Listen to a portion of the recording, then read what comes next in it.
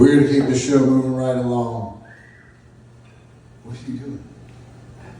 We're going to keep the show moving right along.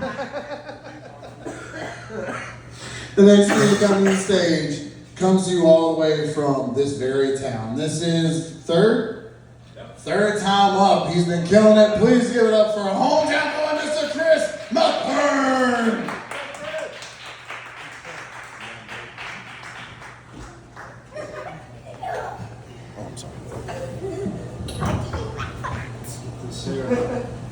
Jesus. All right. Yes, my name is Chris Matherne. And if you're from here, I already know what you're thinking. And the answer is no, I'm not related. I'm not related to whatever Matherne you have in your head right now.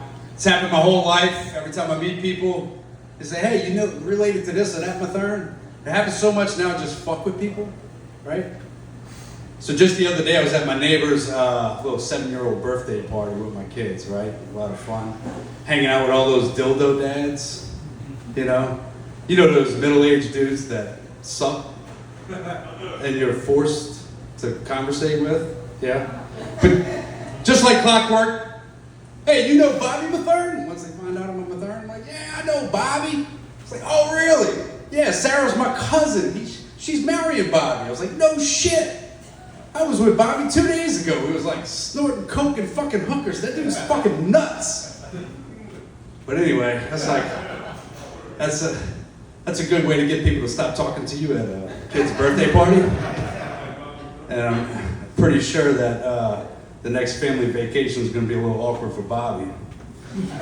But I'm 45, just starting this stuff, okay? All right, a little old.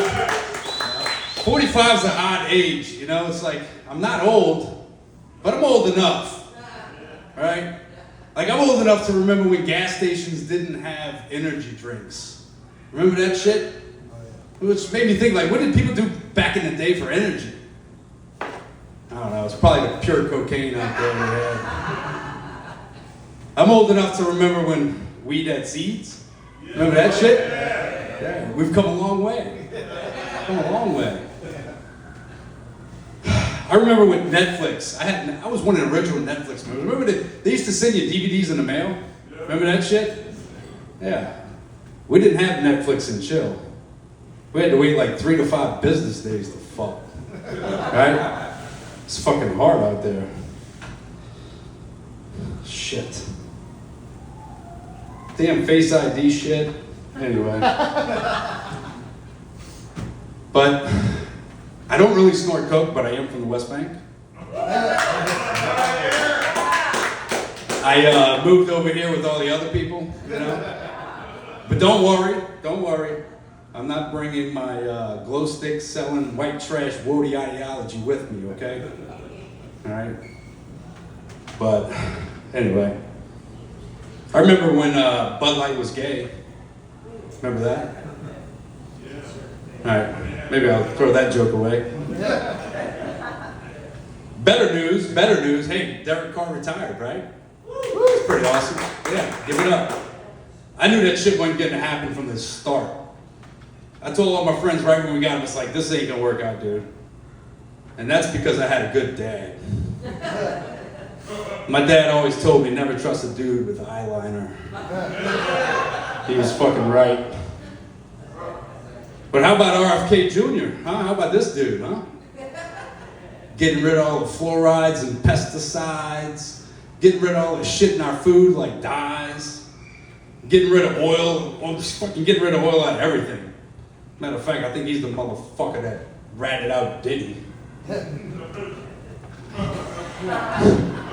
But anyway, we got a new pope. Yeah, American pope, right? Nostradamus predicted this would be the last pope, so good luck out there. But you know, every time somebody thinks about a priest, they always think about molesting kids, right? But fun fact, in reality, sports coaches are much more likely to rape little boys. It's like 18 percentage points higher. It's way better. Like, we are way better at that shit than these priests. We don't get no fucking credit for this shit. But no, I'm not a little league coach. But when I was 12, I was the starting pitcher. And ever since then, my farts are silent. Anyway, I'm gonna leave you with this. Happy Juneteenth. Happy Juneteenth out there.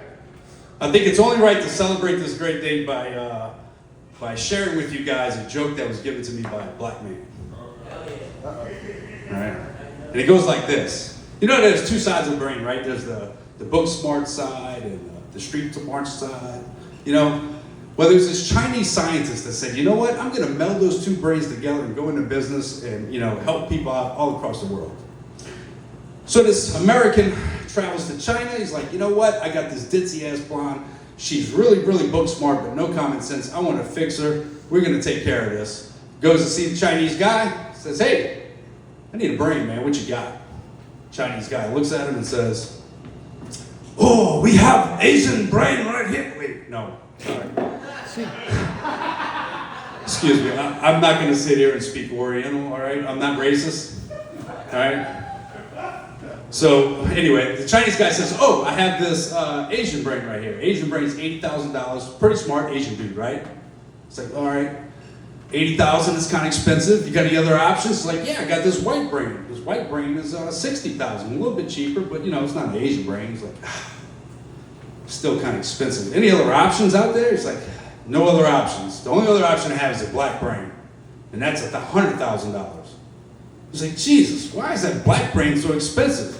The Asian guy looks at him and says, you got to remember, it's never been used before. Thank you very much, everybody. That's my time here tonight.